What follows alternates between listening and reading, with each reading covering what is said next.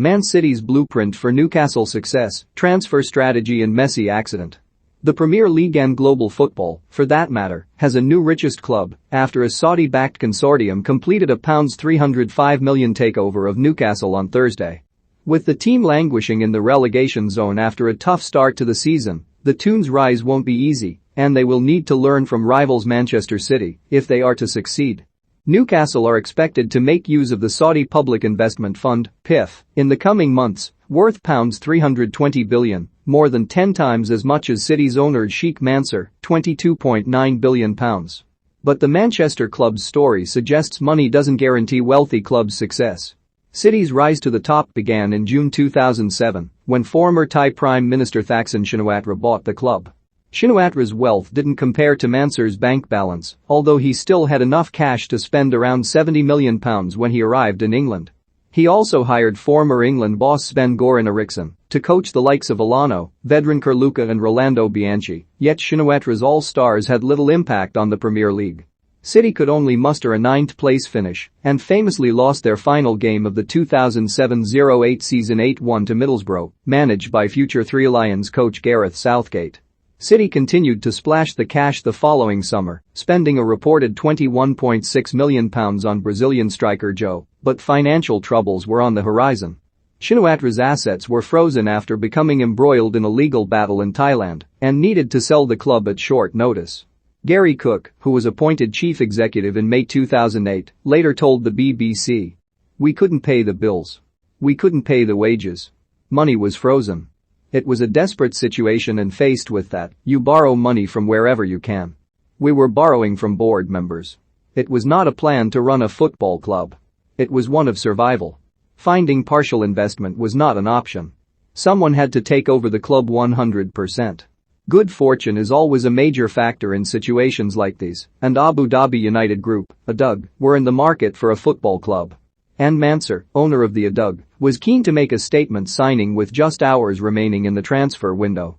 That player was Brazilian sensation Robinho, bought from Real Madrid for a reported £32.5 million.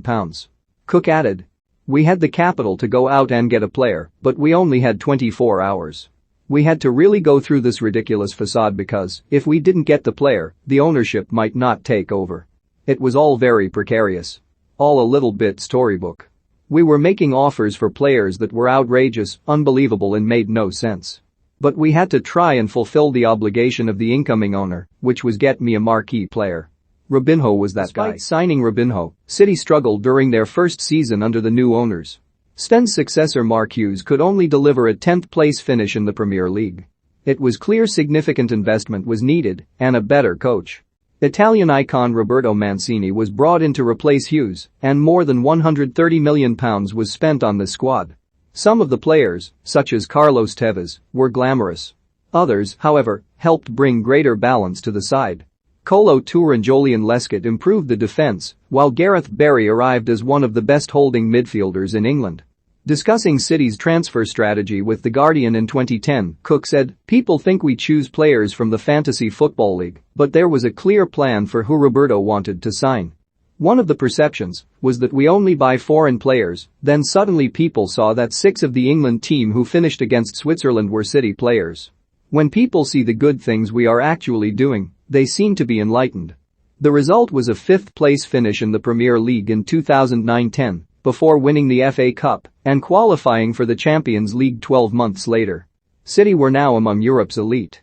As well as establishing City as a force in European football, Mansour and his colleagues wanted to improve the entire infrastructure of the club. Tens of millions of pounds were invested into the club's academy, training facilities and stadium, the latter of which was expanded by around 7,000 seats to make it the 6th largest in England. The owners also established a City Football Group, CFG, a global network of clubs based in the US, Australia, India, Japan, Spain, Uruguay, China, Belgium, and France to help grow their brand and reach. And they hired Pep Guardiola, regarded by many as the world's best manager, to implement a free-flowing, eye-catching style of passing football on the team. Omar Barada, chief operating officer of the CFG, said in January 2020, "When we set out as City Football Group, the 3 big markets we always had in mind were the US, China, and India, right from the beginning. I think we've created a network of clubs that gives us an ability to develop our commercial presence, our fan engagement ability, as well as our football platform.